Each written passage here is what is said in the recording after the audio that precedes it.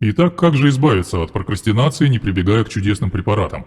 Большинство техник, которые вы можете найти в книгах и в интернете, все эти системы тайм-менеджмента, деление дел на важные, срочные, неважные, несрочные, воспитание трудолюбия, методики планирования дел, управление целями – все эти техники направлены на то, чтобы усилить вашего внутреннего родителя и подавить внутреннего ребенка, либо обмануть его.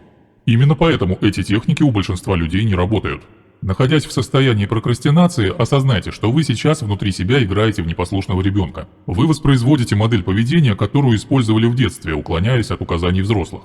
Попробуйте вспомнить, как когда-то, будучи ребенком, вы вели себя точно так же, чтобы перед родителями или учителями отстаивать свою самостоятельность. Вы уклонялись от тех дел, которые вам поручали взрослые, вы проявляли никому непонятное упрямство, когда взрослые пытались вас убедить что-то сделать.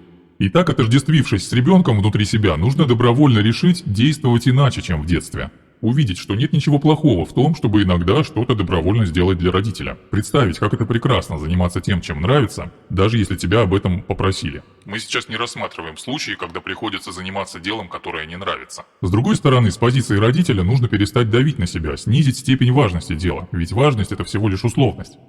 Разумеется, у каждого человека данная методика будет варьироваться в деталях, потому что у каждого в детстве были свои причины упрямиться. Но суть ее всегда одна – не давить на ребенка и не ломать его, а осознать его потребности и мотивацию, и уже будучи взрослым изменить эту модель.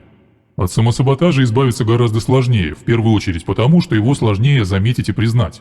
Мы привыкли думать, что мы лишь жертвы внешних обстоятельств, что мы не достигли цели, потому что нам не повезло. Первый и самый важный шаг – увидеть, что причина произошедшего внутри нас.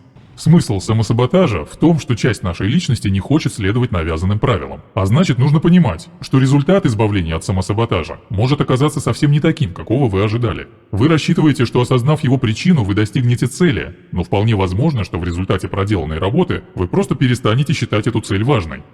После того, как мы осознали, что сами себе строим преграды, следующий шаг – выбросить мусор. Отказаться от всех ярлыков, которые навесили на себя мы сами и наше окружение. Понять, что тот, кем мы себя позиционируем в обществе, это не мы сами. Ведь если бы это было не так, мы бы не саботировали свой успех. Отождествившись с ролью музыканта, спортсмена или кого-либо еще, мы согласились играть по навязанным правилам. И теперь не мы решаем, чувствовать ли себя счастливым и успешным, а игра решает это за нас. Таким образом, для освобождения необходимо растождествиться с выбранной ролью. В результате растождествления мы окажемся в состоянии неведения. Мы уже не знаем, кто мы, какая у нас цель и кому мы такие нужны. Зато теперь, избавившись от мусора, мы можем начать заново строить свою жизнь, исходя из собственных глубинных потребностей, убеждений и представлений о счастье.